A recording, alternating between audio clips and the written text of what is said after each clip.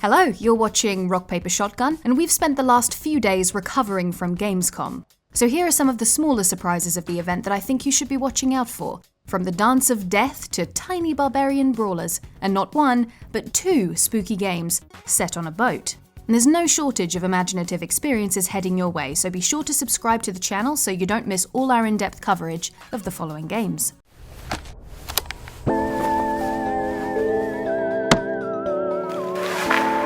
As someone with no sense of rhythm, I wouldn't be seen dead on the dance floor, which is kinda the entire pitch of this next game. You play as a grim reaper who makes people die as he dances. The developer Kong Orange has managed to make a game about life, love, death, and grooving makes me so happy I could dance, though I won't, for reasons stated about 5 seconds ago. I'll leave it to Felix to boogie on down for the both of us with moves based on professional dancers, no less. The aim of the game is to set up a death or two while adhering to the strict rules of reaping. Something that reminds me of a cult fave TV show, Dead Like Me, albeit with a slightly better soundtrack. You stick to the shadows by manipulating time, and silently, albeit funkily, make your way through levels, puzzles, diversions, and obstacles to set death in motion. Such is life. But what would life and dancing be without a partner?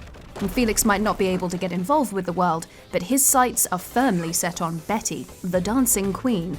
In the most unmorbid way I can manage, I can't wait to see all the weird and wonderful ways in which you'll dance your victims to destruction.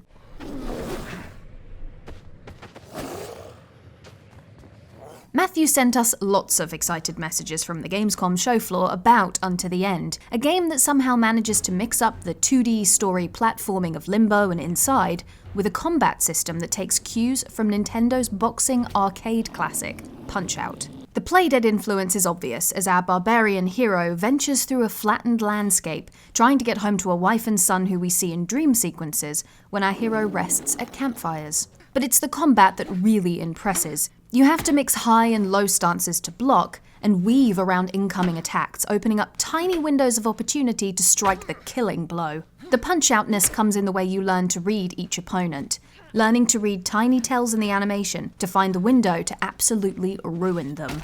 It follows the classic Nintendo ethos of easy to learn, difficult to master, with combat really blossoming as you begin to weave in throwing knives, fake-outs, reverse slashes, and the delightful ability to kick dirt in someone's eyes. And as you can see from the footage Matthew sent back, he spent way too much time kicking dirt. I imagine if they ever do reunite, there'll be angry words about this. It's all the work of a husband and wife team, which makes the richness of ideas and the gorgeous animations all the more impressive. And this one is firmly on our radar, and expect a more in-depth look on the channel soon.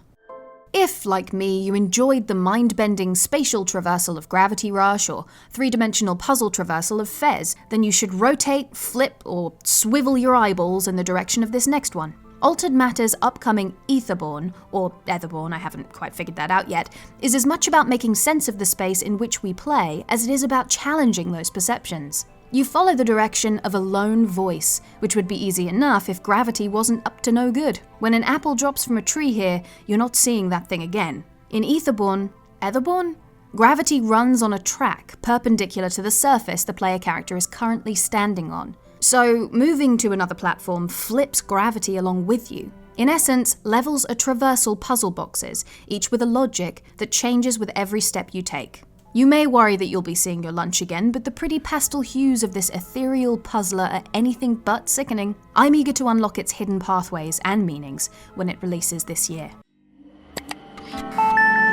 With fellow RPS video person Matthew away, I'm basically my own boss this week. And what better way to hone my boss instincts than with a good old-fashioned management sim? Old-fashioned as in the game is set in the mid-80s, and where corporate management might suggest a run-of-the-mill daily grind, or at least the daily grinding down of your underlings, it's a little more spicy when you're in the robot manufacturing business. Thus begins a Steve Jobs-ish journey from garage tinkerer to global power. That is, if you manage the inner workings of your business properly, and try not to get sidelined in shady military dealings. That said, you won't simply be engaging with manufacturing and marketing, delegating and trading, dealing in materials and employee payslips, but moral decisions as well. And since robot tech is today's special, I expect some intriguing dilemmas. You only have to look at recent news headlines to see how embarrassingly tech icons can blow it. The game will also have a co-op option.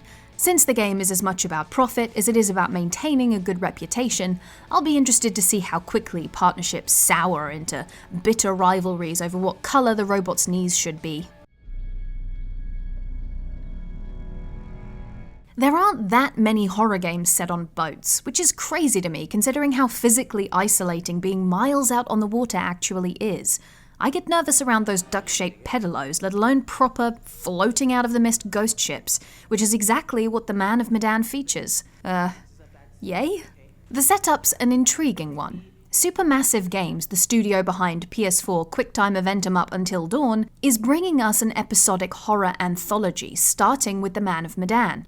The first game centers around a group of teens, naturally, on the hunt for a deep-sea treasure, but as demonstrated by the horrifying skull emerging from the water, treasure isn't really on the agenda. If you played Until Dawn, you'll know exactly what to expect. Photorealistic character models creeping through dank corridors, branching story paths, and QuickTime events. Even if the game itself looks pretty standard, I love the idea of a standalone horror anthology, like the Masters of Horror TV show or Three Extremes. I'm really interested to see what horror subgenres they tap into, and my inner fright fanatic cannot wait to dive in when it comes out next year. As long as I don't have to literally dive in, I'm so scared of deep sea diving it makes giant ghost ships look like a walk in the park. Traditionally, you're meant to be scared of getting in a taxi, just in case the driver turns out to be a maniac. In Nightcall, the situation is flipped. You're a Parisian cab driver who has to go about his business as a serial killer stalks the city. For various story reasons, you end up investigating the crimes yourself, having to balance making your living from driving around weird and wonderful characters, and finding time to go and poke around in the crime scenes yourself. Really clever players can make the two work in tandem, taking on jobs that take them closer to crime scenes. Of course, there's always the underlying threat that the killer could be sitting in the back. So you need to watch yourself as you quiz your passengers for clues or gossip that might help build your case. What we really loved about this one is how your relationship with customers can grow over successive nights as you slowly learn their stories. And some weird people get in your cab, including a cat, a ghost, and someone who may or may not be stuck in a time loop. To be honest, I'd happily play a game that was just about running a cat taxi, so the rest of the game is just the icing on the cake.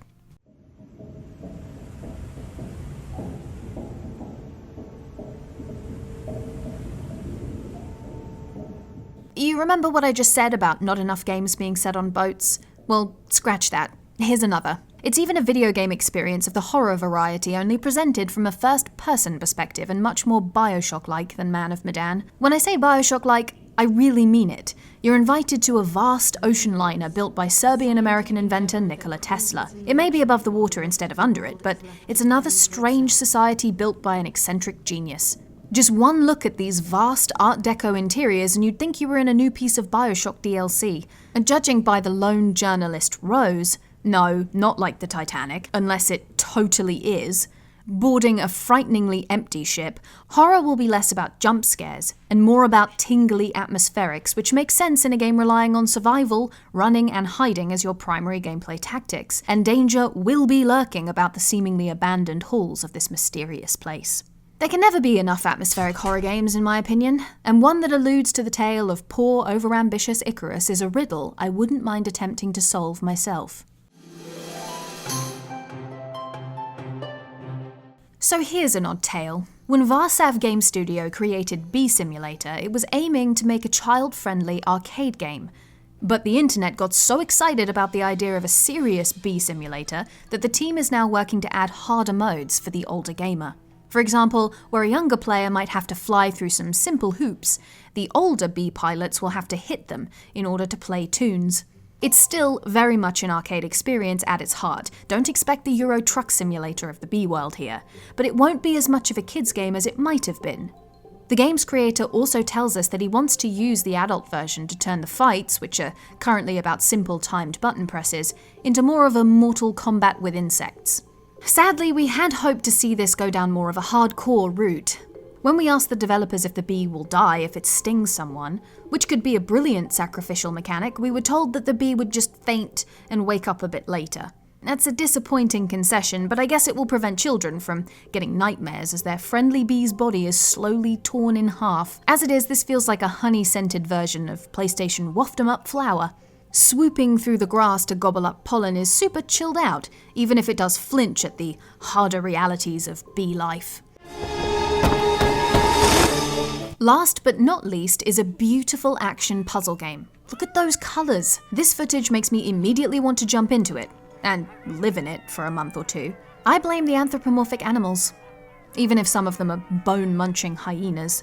The adventure game will see a kid who can control the seasons try to restore said seasons. Do you think she could do something about the heat wave over here in the UK?